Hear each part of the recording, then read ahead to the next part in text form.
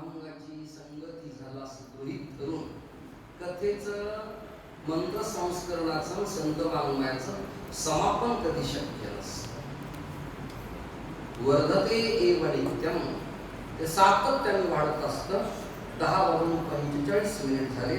एक 15 मिनिटात तुमच्याबरोबर मला चर्चा करायची. ही चर्चा असे जरा कंटाळवाणी पण मन लावून ऐका. तुम्हाला तुमच्या गावातल्या संन्याशाचं, हातातल्या काठीचं, उघड्या कपड्याचं, रुद्राक्ष स्फटिक प्रवाळाचं, पायातल्या खडाऱ्याचं, गुंडाळलेल्या लुंगीचं, उघडेपणाचं चिंतन तुम्हाला कळलं पाहिजे. काय प्रकार आहे हा? वारकरी संतांची उत्पत्ती नाथ पंथातून आहे. कशातून आहे? नाथ पंथात आयनाथी, सीतापंथी, पागलनाथी, रिद्धीनाथी, कंठडनाथी, नटेश्वरी असे 12.5 घर आहेत. किती? आता कंटाळा करू नका माझ्याशी बोलायचं. किती? 12.5 घर आहेत. 12.5 घरातून 2 केंद्रीय प्रमुख आहेत कॅबिनेट. एक आहे दर्शनी आणि दुसरे आहेत अवघड. आता उलटा शब्द आहे. अवघड म्हणजे सोपं करून सांगणारे, त्याचं नाव वारकरी. आणि दर्शनी म्हणजे कानाला छेद देऊन कुंडल ज्यांनी घातले आणि शैली, शिंगी, पुंगी, मेखला, जानव, दंड कमंडलून ज्यांनी स्वीकारलाय ते दर्शनी. ज्यांच्या कानाला छेद नाही व तत्वज्ञान मांडतात ते अवघड. झाल्या का 2 शाखा? यातून संन्याशांना 52 मढी मिळाल्या. काय मिळाल्या? मढी. मढी शब्द मठीचं वाचक आहे. मठी, मठ, केंद्र, धर्म, पीठ, संस्करण स्थान. 52 मढी मिळाल्या. मग त्यात रिद्धीनाथ मढी, मनमुकुंद मढी असा मढी आहे. कानिफनाथ मढी, गोरक्ष मढी आहे. त्या मढीतून दशनामी संन्यासी उत्पन्न झाले. ऐका, हे रेकॉर्डिंग करून उद्दाम गावातल्या सगळ्या वाहिन्याला, युट्यूबला तुमच्या इथे जी लिंक आहे त्याला व्हायरल करा. याच्या एका प्रश्नाच्या उत्तराला मी जिम्मेदार जन्मभर राहिलं. कीर्तना पुरताना शंकराचार्यांच्या परंपरेत 10 सरनेम, यांना उपनाव कळणार नाही म्हणून म्हणालो सरनेम, आडनाव. फॉर एक्झाम्पल, या गावातल्या पाटीलांचं आडनाव काय? एक नाव सांगा मला कळणार. पवार. पवार मूळ परमार, परमार मूळ धारचे.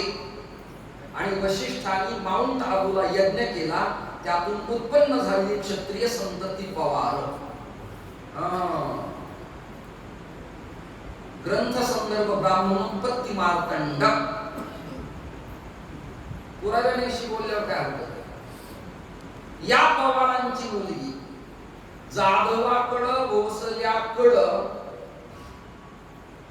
मोहित्यांच्याकडे दिल्यावर तिचं गोत्र, कुलदैवत, कुलदेवी, आडनाव बदलतं का तेच राहतं? बोला, बदलतं. तसं संन्यास स्वीकारल्यावर त्याचं देशपांडे, मोहिते, पवार, गायकवाड हे नाव राहत नाही. बुद्धीचं लग्न विवेक नावाच्या पतीबरोबर झालं की पती तिचा नारायण असतो, मंगळसूत्र गळ्यातली कंठी असते. किती सोपं करून सांगू तुम्हाला मी.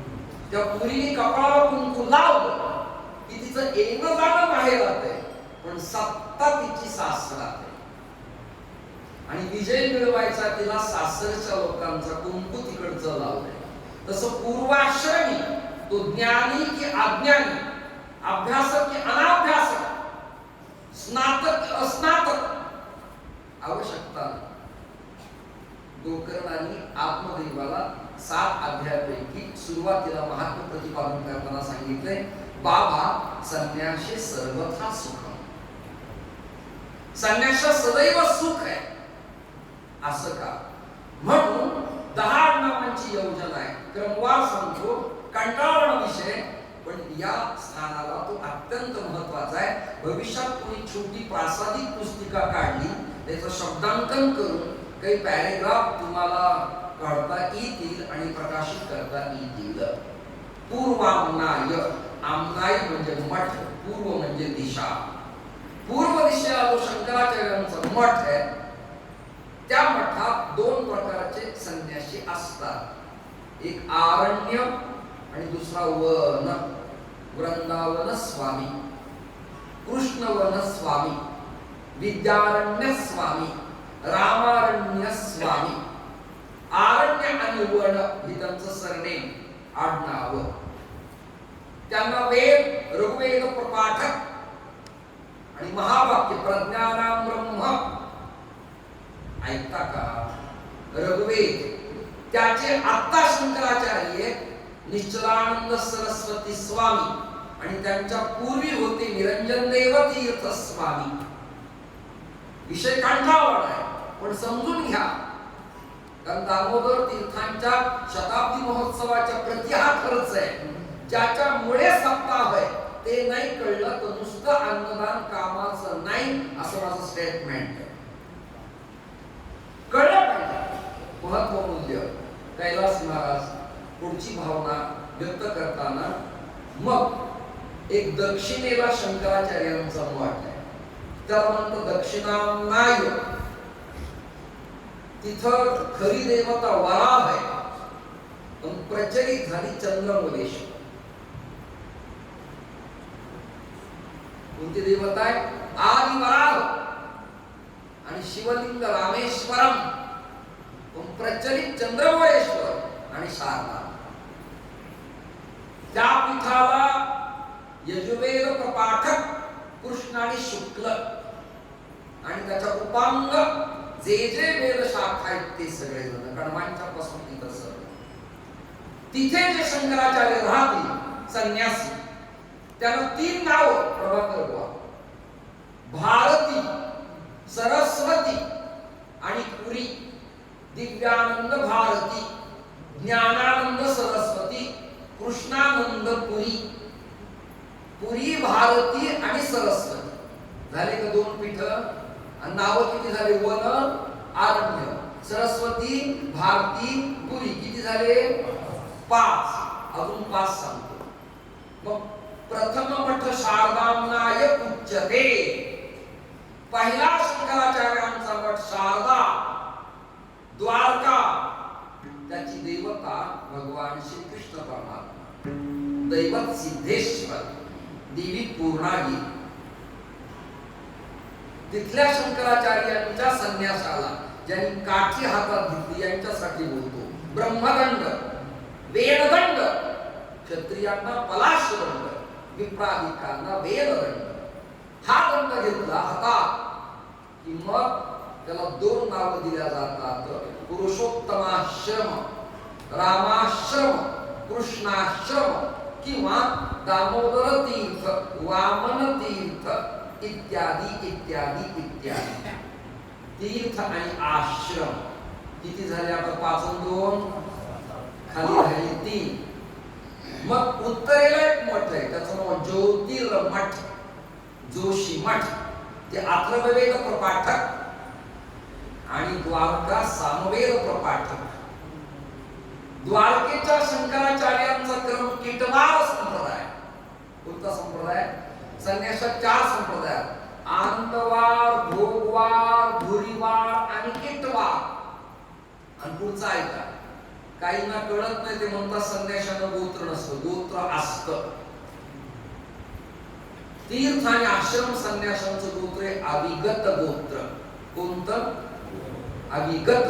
रामानुज रामानंदांचं गोत्र आहे अच्युत गोत्र.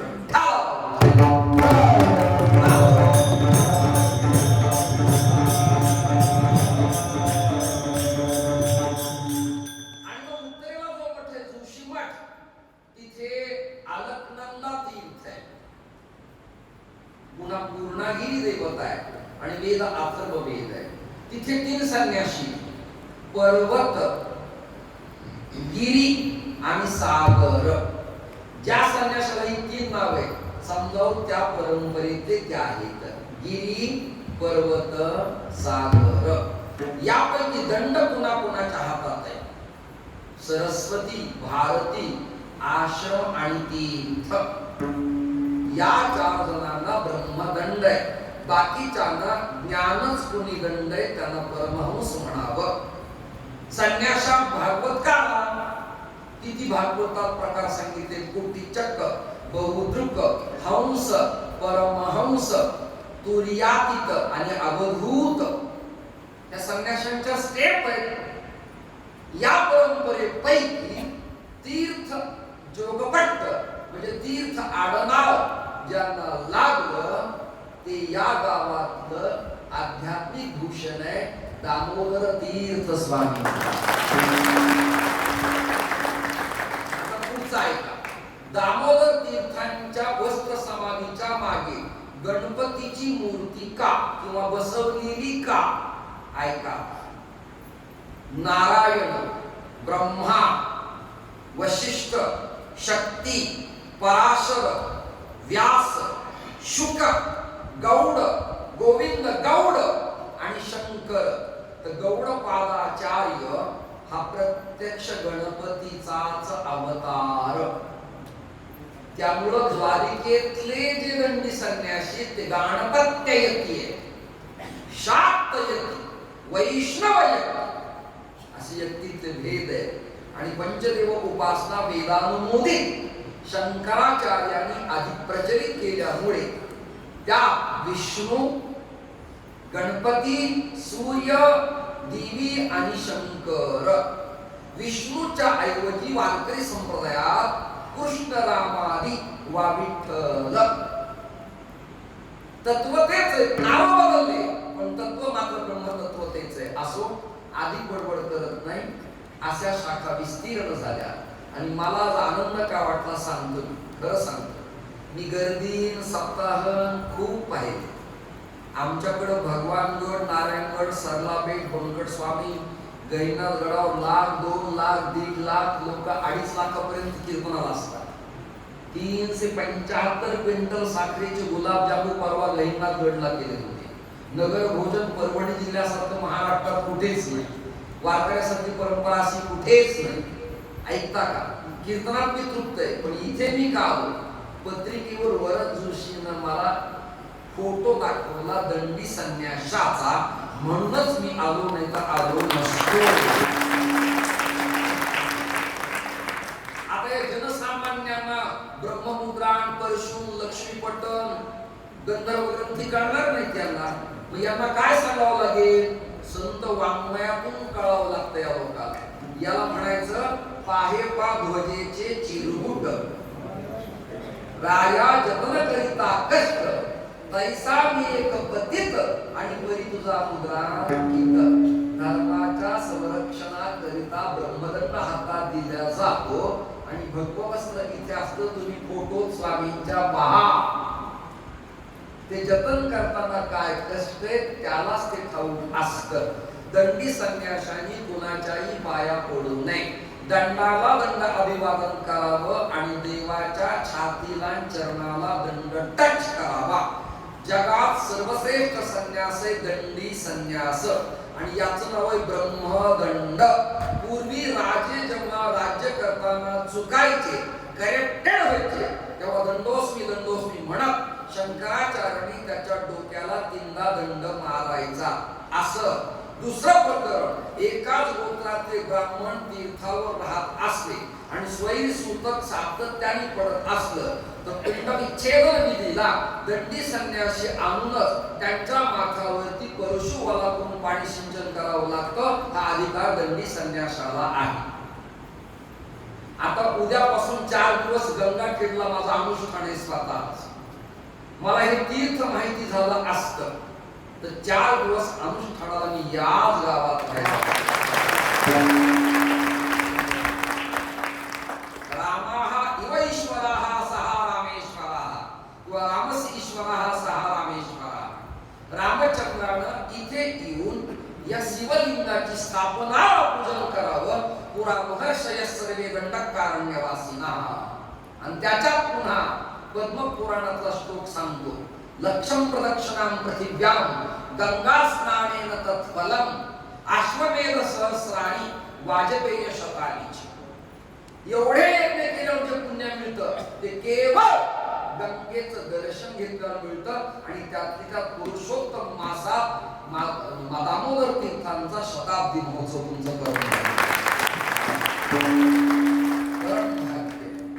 ब्रह्मवैवर्त पुराणाच्या गौतमी खंडात महर्षी वेदव्यासानं दक्षिण आणि उत्तर गोदेच्या काठाचं विशेष महत्व सांगितलं.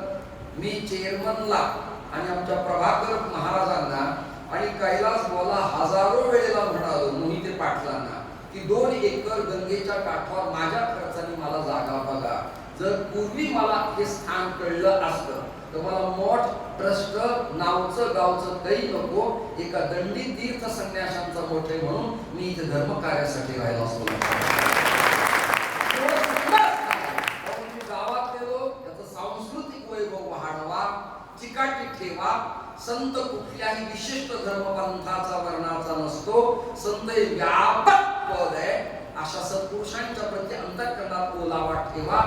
आणि त्या राजूर नावाच्या गावी सुद्धा टेंबे स्वामींचं येणं झालं होतं आणि सीताराम स्वामी तिथे आले होते. अशी पवित्र भूमी आहे. तिथे एकदा मी आणि संकेश्वर पीठाचे स्वामी येऊन दिवसभर थांबलो होतो, मुक्काम केला होता. आम्हाला घेऊन बरोबर आले होते रवी गुरुजी गंगाखेडचे जोशी. असे पवित्र स्थान आहेत राजूर वजूर. आणि मग अशा गावी तुमचा जन्म असणं अपिस्मरणमयी लंकानमे लक्ष्मण रोचते जननी जन्मभूमीच स्वर्गादपि गरीयस.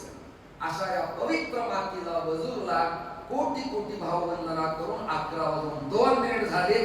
कीर्तन माझं समाप्त. ज्ञानेश्वर